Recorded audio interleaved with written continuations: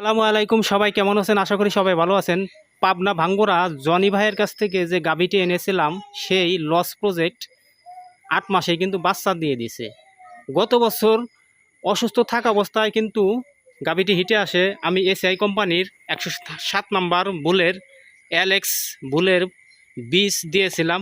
বীজটা কনসেপ্ট করে সেই বাচ্চাটা ঠিকমতো দাঁড়াতে পারে না, ৩ দিন হয়ে গেছে। চেষ্টা করতেছি আমরা দিনরাত, আমি আর এবং আমার ওয়াইফ একে সেবা যত্ন করে মোটামুটি একটু সুস্থতার দিকে এসে গেছে।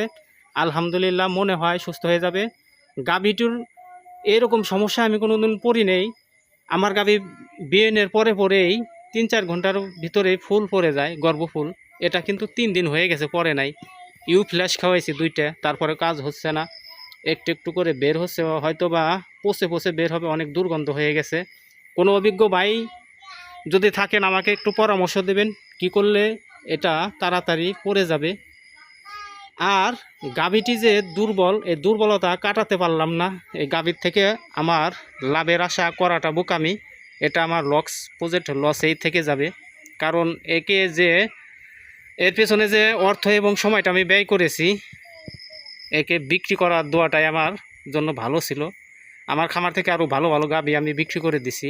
এর কারণে আপনারা হয়তো ভাবতে পারেন আমি একে ঠিকমতো যত্ন করতে পারি নাই, বা খালি দুধই দোয়াইছি। দুধ দোয়াবো কীভাবে? এর থেকে তো ভালো প্রোডাকশন আমি পাই নাই।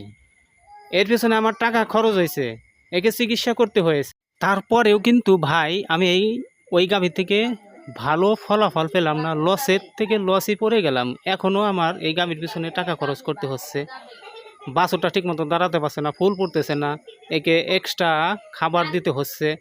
আমার পুরোপুরি লস। আমার এই বাড়ির গাভীগুলোকে ঠকিয়েছি, একে যত্ন না করে ওইগুলোকে বেশি যত্ন করেছি। এই গাভীটা বীজ দিয়েছি ওই গাভীর থেকে 7 দিন আগে, কিন্তু এখনও কিন্তু বাচ্চা দেওয়ার নাম নেই।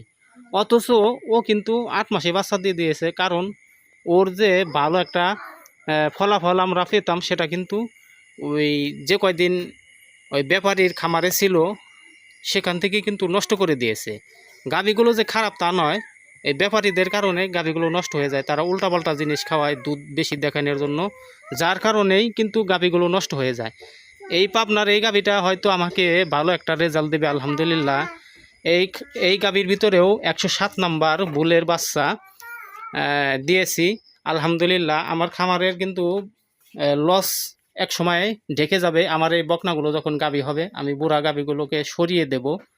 আমার খামারে যে লস আছে একটা সময় আলহামদুলিল্লাহ আমি লাভে থাকবই। আপনাদের উদ্দেশ্যে একটাই কথা, দূর থেকে ব্যাপারীর কাছ থেকে গাভী কেনার আগে সাবধান থাকবেন। গাভী কোন জায়গার থেকে নিয়ে আসা হয়েছে পূর্ণাঙ্গ রিপোর্ট না দেখে কেউ গাভী কিনবেন না। আর দূর থেকে গাভী না কেনাই ভালো। পাশের থেকে বকনা কিনে খামার করবেন, লস হবে না, খামার কিন্তু দৌড়াবে। আর দূরের থেকে গাভী কিনে দেখতেছেন তো 2টা বছর ধরে আমি ভুগতেছি, না পারতেছি গিলতে, না পারতেছি ছাড়তে। এবার যতই লস হোক আমি এই গাভীগুলোকে ছেড়ে দেবো। বাচ্চা বড় হলে আমি আর এদেরকে রাখবো না, কারণ এর থেকে ভালো প্রোডাকশন আশা করা যায় না। ভিডিওটি ভালো লাগলে অবশ্যই একটি লাইক দিবেন, কমেন্টস করবেন এবং চ্যানেলটি সাবস্ক্রাইব করবেন।